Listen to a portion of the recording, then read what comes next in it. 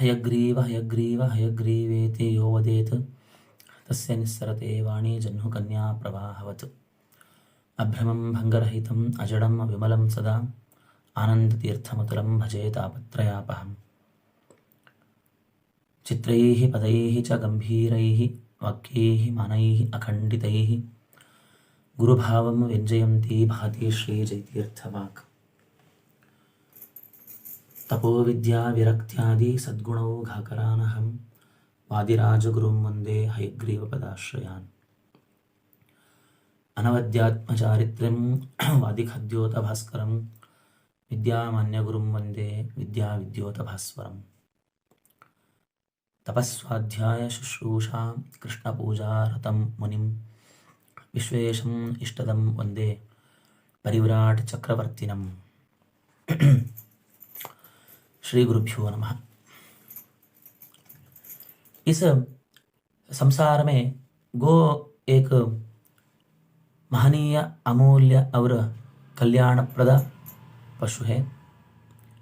गो की महिमा का उल्लेख वेदादि समस्त शास्त्रों में मिलता है। गो भगवान सूर्य का एक प्रधान किरण है। जब भगवान सूर्य उदय होते हैं तब उनका ज्योति, आयु और गो नाम के तीनों किरणें स्थावर जंगम समस्त प्राणियों में प्रविष्ट होते हैं। परंतु गो नाम की किरण केवल गौ पशु में अधिक मात्रा में प्रविष्ट होती है। शुक्ल यजुर्वेद में गो और पृथ्वी इन दोनों के संबंध में एक प्रश्न किया गया है। कस्य मात्रा न विद्यते, अर्थात किसका उपमा नहीं है। आगे जाकर वही उत्तर भी मिलता है, गोस्तु मात्रा न विद्यते, अर्थात गो और पृथ्वी इन दोनों का उपमा नहीं है। जैसे पृथ्वी मनुष्यों का मलमूत्रादि कुत्सित आचरणों को सहन कर उनकी पालन पोषण करती है, उसी प्रकार गो माता भी मानवों का ताड़न आदि कुत्सित आचरणों को सहन कर उनका पालन पोषण करती है। इसीलिए गो और पृथ्वी को मही शब्द से व्यवहृत करता है शास्त्र। उसी प्रकार शास्त्रों में गौ को सर्वदेवमयी और सर्वतीर्थमयी कहा गया है। अतः गौ के दर्शन से समस्त देवताओं के दर्शन और समस्त तीर्थों की यात्रा करने का पुण्य प्राप्त होता है। यह अटूट और अचल विश्वास रखते हैं भारतीय। केवल इतना ही नहीं है,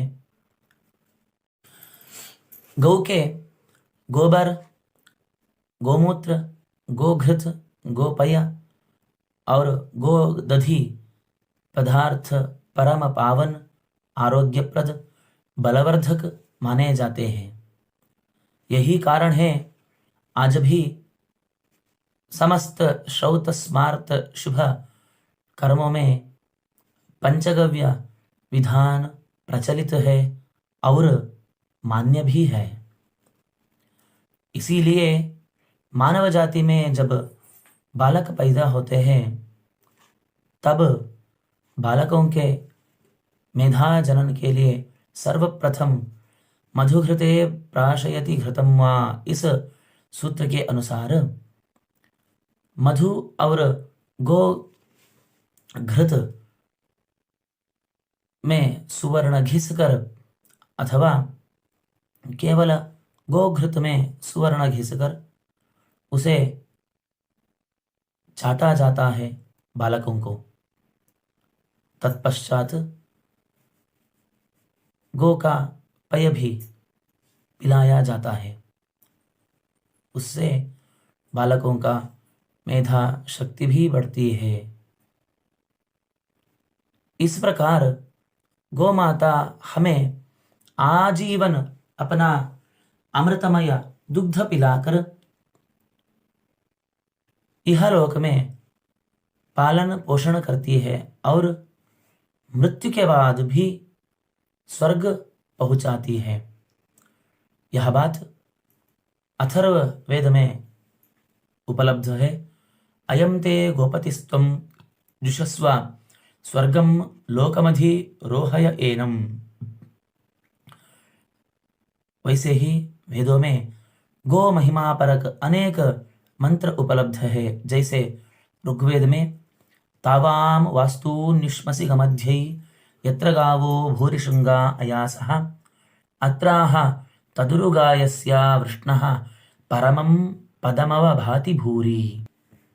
तथा माता रुद्राणां दुहिता वसूनां स्वसा आदित्यानां अमृतस्य नाभिः। अर्थात गौ 11 रुद्रों की माता, 8 वसुओं की कन्या और 12 आदित्यों की बहन है, जो कि अमृत रूप दुग्ध देने वाली है। उसी प्रकार शुक्ल यजुर्वेद में प्रार्थना की जाती है, वीरम विधेय तव देवी संदृशी। अर्थात हे मंत्रपूत दिव्य गो, तुम्हारे सुंदर दर्शन से बलवान पुत्र को प्राप्त करूं। और सामवेद में भी एक मंत्र है, क्षुमंतम वाजं शतिनम सहस्रिणम मक्षु गोमंतमिमहे। और अथर्ववेद में धेनम सदनम रयीणाम। अर्थात धेनु संपत्ति का घर है। इस प्रकार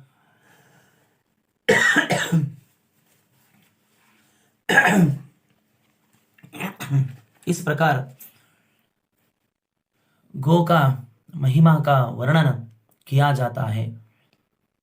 तथैव शुक्ल शतपथ ब्राह्मण में लिखा है कि गोमाता मानव जाति का बहुत ही उपकार करती है। गौर्वै प्रतिधुक तस्यै श्रुतं तस्यै शरस्तस्यै दधि तस्यै तस्या आतंचनं तस्यै नवनीतं तस्यै घृतं तस्या आमिक्षा तस्यै वाजिनम्। इस प्रकार गोमाता हमें बल, अन्न और धन प्रदान कर हमारा अनंत उपकार करती है। अतः मानव जाति के लिए गौ से बढ़कर उपकार करने वाला कोई शरीरधारी प्राणी नहीं है। इसीलिए हिंदू जाति में गौ को देवता समझकर उसकी सेवा शुश्रूषा करना परम धर्म समझा है। शास्त्रों में गो रक्षार्थ गो यज्ञ भी एक मुख्य साधन कहा गया है। वैदिक काल में बड़े बड़े गो यज्ञ और गो महोत्सव हुआ करते थे। भगवान कृष्ण भी गोवर्धन पूजन के अवसर इस गोयज्ञ कराया था। आज वर्तमान विषम स्थिति में गोहत्या निषेध